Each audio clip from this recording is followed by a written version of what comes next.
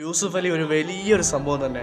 കാരണം സമസ്തക്ക് വേണ്ടി 7.5 കോടി രൂപയുടെ പള്ളി നിർമ്മിച്ചു കൊടുക്കാമെന്ന് വാക്ക് കൊടുത്തു. സമസ്തയുടെ 100-ാം വാർഷിക വേളയിൽ യൂസുഫ് അലിക്ക് അതൊക്കെ ഒരു 100 രൂപയുടെ കേസേ ഉണ്ടാവുള്ളൂ. 100 രൂപ കൊടുക്കുന്ന മാതിരിയാണ് 7.5 കോടി രൂപ കൊടുക്കുന്നത്.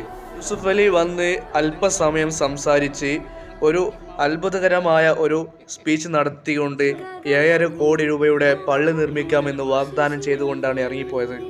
ഇതിൽ നിന്നൊരു കാര്യം എനിക്ക് മനസ്സിലായി. പൈസ ഉണ്ടോ സ്റ്റേജുമേ അല്ല അതിൻ്റെ അപ്പുറം കയറാൻ കഴിയും.